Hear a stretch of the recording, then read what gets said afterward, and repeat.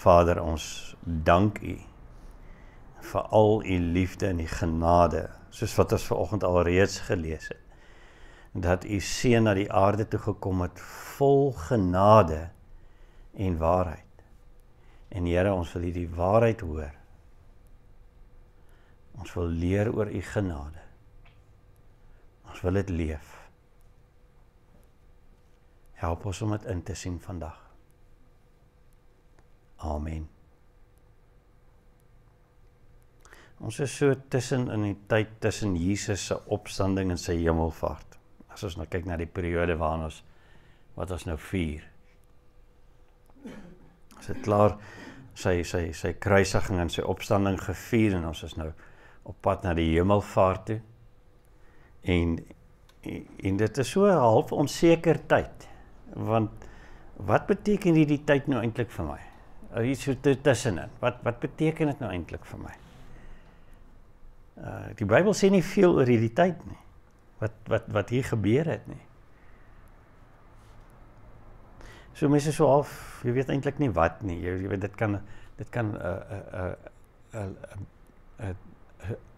'n interessante storie wees of 'n interessante idee, 'n verhaal wees wat hier in hierdie tyd plaasvind, of 'n uitspring van een punt na die volgende punt toe. Jy weet, ons is klaar met Paasfees en ons gaan nou na die hemelvaart toe. Tussenin dis ons doelwit. En dis nou soos François van Swakop toe ek nou oor die week met hom saam gesels. Toe kom die storie uit en hy vertel vir my van sy oupa was 'n reisiger. Maar sy pa was 'n arriveerder. Hy het doelwitte gehad. En sy oupa was gestel op die reis tot by hulle bestemming. Alles in detail ervaar. Die wêreld waardeur hulle ry. Die lekker stop vir die koffie en die toebroodjies. Dit was alles wedervarings gewees. Tot die avontuur van die papwiel. Dit was vir sy oupa, dit was sy oupa se reis gewees. Daar waar hulle moet uitkom is eintlik maar net so 'n ideetjie wat daar lê. Hy sê met sy pa was dit andersom gewees. As hulle geklim het, dan sy pa gesê, het almal julle draaie geloop want ons stop nou aan die ander kant. Nou daar's nie reg of verkeerd tussen hierdie twee maniere nie. Ek meen, party mense vat hulle kar en hulle ry van punt A na punt B toe en dis dit. En aan die ander kant is daar hierdie mense wat hierdie hele reis so wil geniet. So, dis lekker. Maar die twee prosesse lyk tog verskillend. Maar die twee wat deelneem, sien die doel van die reis verskillend. Oupa geniet die reis. Dis vir hom die doel, is om te ry en dit te geniet. Pa wil net aan die ander kant aankom. Dis die doel. Hy wil daar wees. Partykeer het ons iets in gedagte. Maar ons kry heeltemal iets anders. Dis nou soos die papwiel. En dit verras ons. Dit is vir ons 'n verrassing. Nou in Lukas 24 kry ons so 'n tipe reis tussen Jesus se opstanding en sy hemelvaart. Kom ons lees Lukas 24 vers 13 tot 35. Lukas 24 vers 13 tot 35.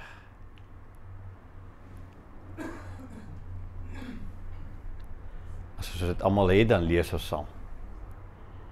En kyk, juis op die dag was 2 van hulle op pad na 'n dorp met die naam Emmaus, 60 stadion van Jerusalem af. Hulle het met mekaar gepraat oor al die dinge wat gebeur het. Terwyl hulle so praat en bespiegel, kom Jesus self nader en loop saam met hulle. Maar hulle oë is verhinder om hom te herken. Dis nou na sy opstanding, né? Hy sê toe vir hulle, waaroor loop julle so met mekaar redeneer? Hulle het gaan staan, hulle gesigte somber.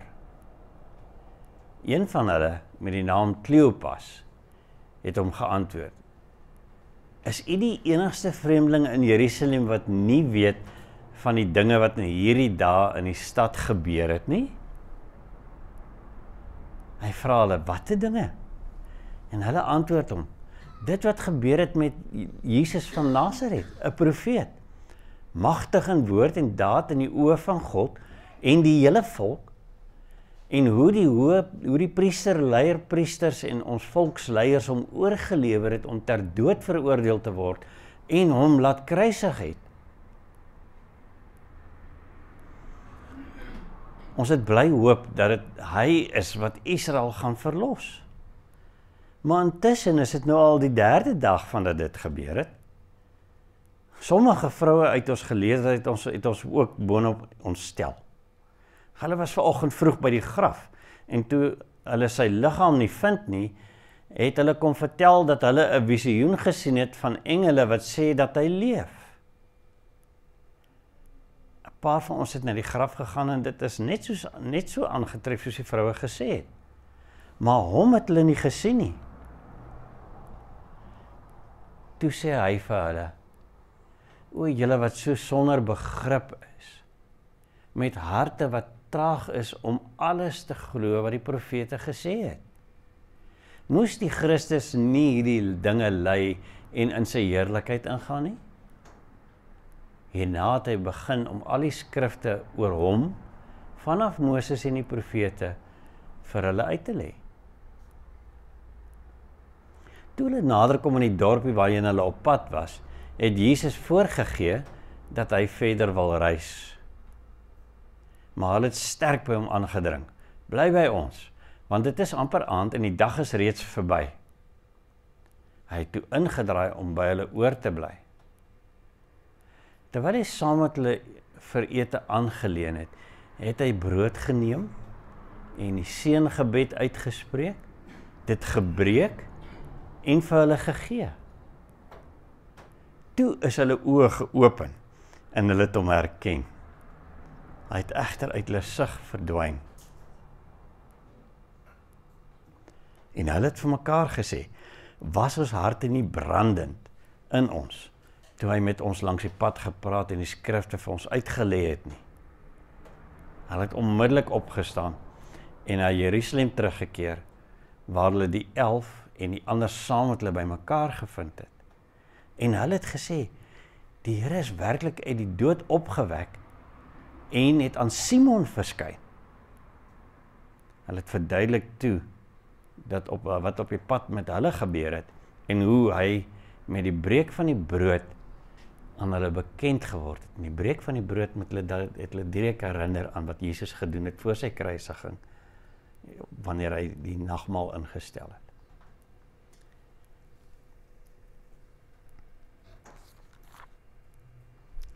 So,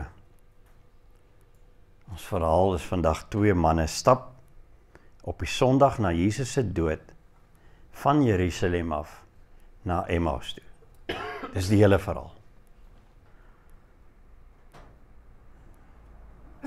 Miskien het alles maar net te veel geword.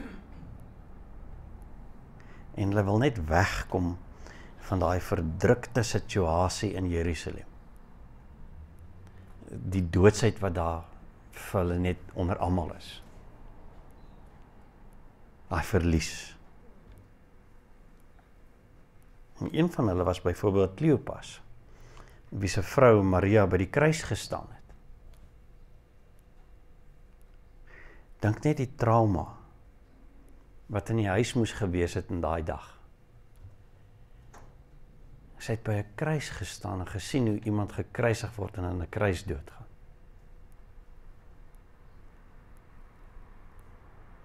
So, die 2 stap nou en probeer verwerk wat met hulle gebeur het. Kom net 'n bietjie weg, kom ons stap net 'n bietjie na die dorp Emmaus toe en ons probeer verwerk wat het gebeur. En dis met somber gesigte. En somber gesigte sê vir ons, die stap en die probeer om te verstaan en te verwerk, dit werk nie eintlik nie. Dit maak dit eintlik maar net nog moeiliker. En nou kom stap Jesus saam met hulle. Hy is eers vir hulle 'n vreemdeling. Hulle herken hom nie. En hy vra vreemde vrae. Waaroor loop julle so met mekaar en redeneer? En dit was seker half irriterend as 'n ou so 'n vraag vir jou kom vra terwyl jy in so 'n toestand is.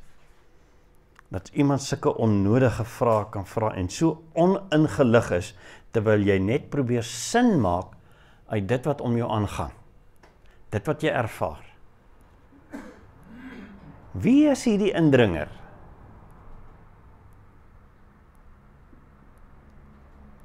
En die antwoord kom, is u die enigste vreemdeling in Jerusalem wat nie weet van die dinge wat in hierdie dae in die stad gebeur het nie? Vers 18. Maar die vreemdeling dring aan. Hy vra, watte dinge? Hulle moet praat. Hulle moet verduidelik. En nou spoel dit sommer uit. Jesus, die magtige profeet van God, wat die volk lief het en die volk was mal oor hom gewees, is verraai. En hy is vermoor op die wreedste en die mees skandelikste manier deur ons leiers. Al die sin in ons lewe is omvergegooi. Ons verstaan nie. Hy was veronderstel om Israel te red.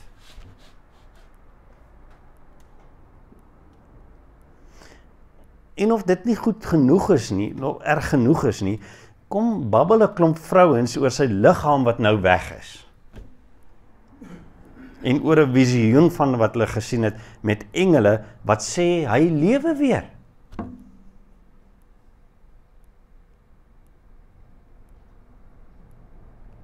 Al wat duidelik is sy liggaam is weg, ons het dit gesien. En dit ontstel ons. Dis alreeds dag 3 na sy dood. Almal weet 'n gees sal nooit tot op dag 3 in 'n dooie liggaam bly nie. Dit was hulle tradisie gewees. Dag 3 sal die gees nie meer in die liggaam wees nie.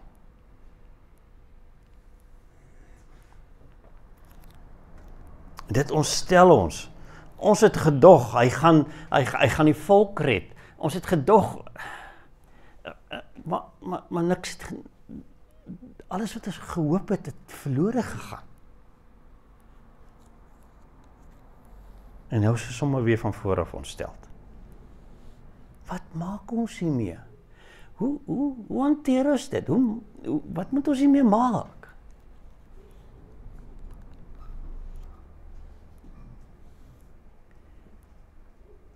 En Jesus se antwoord moes hulle herinner het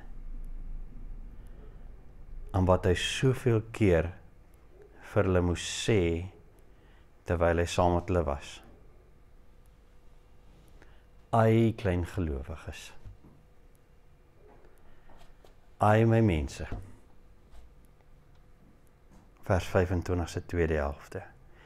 O julle wat so sonder begrip is, met harte wat traag is om alles te glo wat die profete gesê het. Moes die Christus nie hierdie dinge ly en in sy heerlikheid ingaan nie?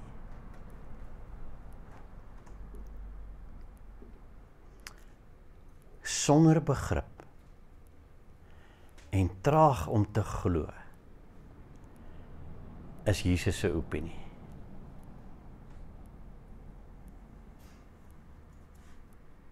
Is dit nie ook maar net my en jou probleem as ons Jesus in ons persoonlike wêreld in ons lewens uitkyk moet inbring nie? Dan raak ons so vinnig sonder begrip en traag om te glo.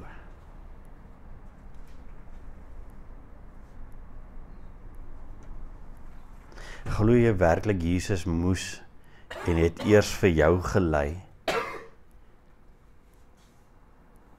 en dan jou in elke situasie waarin jy jouself bevind, jou gered, jou beredder, uitgekoop vir hom.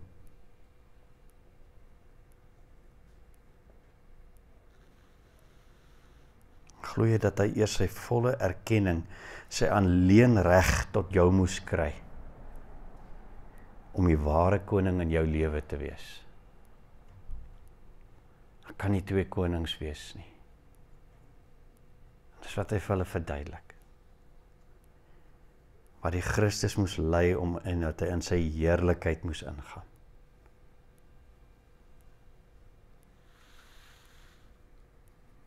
Hoe kry Jesus ons twee stappers terug op die regte plek vir hulle geloof? Hy herinner hulle aan elke fondasie wat die skrif oor hom sê. Vat hulle terug na die skrifte toe. Hy herinner hulle en hy verduidelik vir hulle, sodat hulle insig kry wat dit vir hulle persoonlik beteken. Nie net op papier nie. In hulle lewens.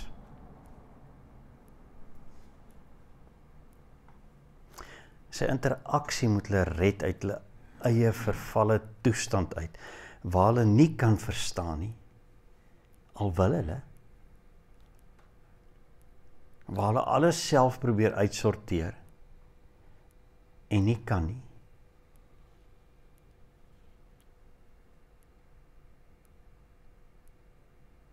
Hy het nodig om uit te reik na hulle toe. Hy moet saam met hulle kom stap.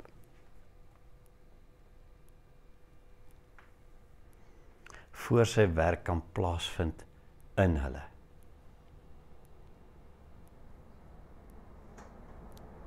Hier is iets vir jou vir 'n bemoediging vanoggend.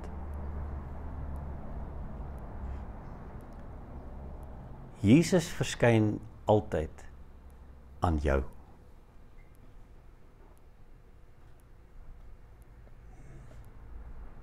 Selfs op vreemde maniere. Wanneer jy gedink het, is nie moontlik nie. En dan bring hy jou terug na waar jy werklik insig kry, werklik 'n verlossing ervaar en werklik hom vertrou. Hy gaan haal jou. Hy kom stap saam met jou. Daar waar jou gedagtes met al daai krisisse gaan. Die reis wat dit vat. Kom stap hy saam. En hy kom haal jou. En hy bring jou terug. Terug na die oorspronklike plek waarvoor God jou in die eerste plek gemaak het. In 'n diep verhouding met hom.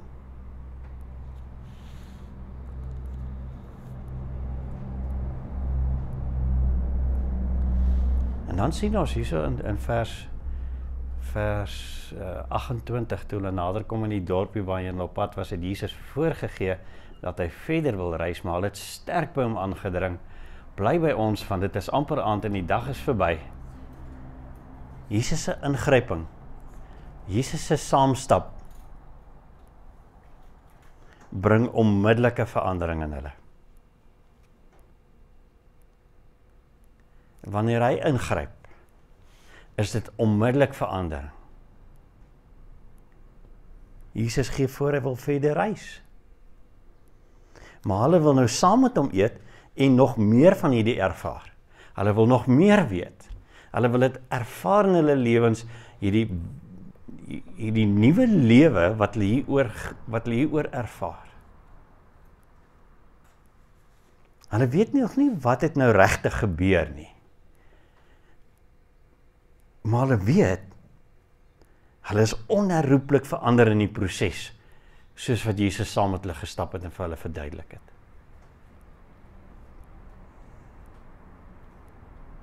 Hulle geloof en insig is nog steeds bietjie rigtingloos. Tot Jesus dit self anker in sy eie teken wat hy self vir hulle gegee het, as hy die brood vir hulle breek by die aandete en dit vir hulle gee. Hulle herken Jesus en hulle geloof in hom is herstel. Hy is werklik lewend. Hy het opgestaan. Hulle geloof is 'n lewende geloof. Hulle het niks meer nodig nie. en hy verlaat hulle. Alles wat hulle nodig het hulle nou. En hiervandaan sien ons dan die drang om getuies te wees.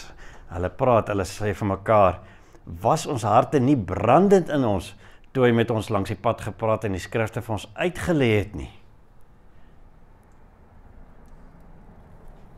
Hulle wil nou getuies wees. Net daar staan hulle op en hulle gaan terug Jerusalem toe, sodat hulle broers kan gaan bemoedig.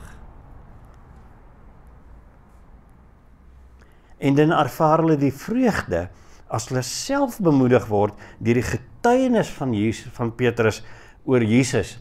Hy het regtig opgestaan, ek het hom gesien, hy het met my gepraat.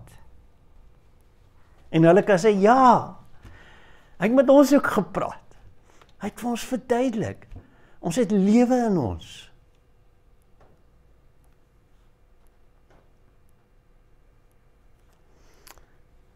Hierdie twee het gaan stap.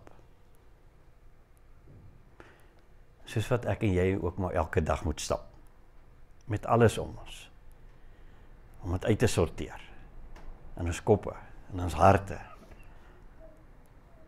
Om die moeilike, die trauma, die wrogings, die onsekerhede te verwerk.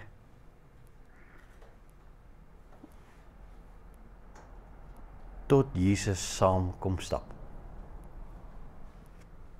En dit vir hulle onthaalwe en vir ons onthaalwe, vir ons kom wys, hy het dit vir ons verwerk. Ons kan op hom vertrou. Kom ons bid saam.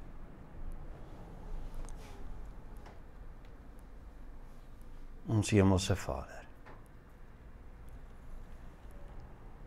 ons Here Jesus Christus, dankie dat U ons nooit alleen los nie. Maar wanneer ons verward is, Here, dan kom vat U ons hand. U stap saam. U bring sekerheid, verlossing, vertroue. Ons prys U vanoggend daarvoor. Help ons om dit te onthou elke dag van ons lewens. U is lewend. En ons lewe in U. Tot eer en verheerliking van U naam. Amen.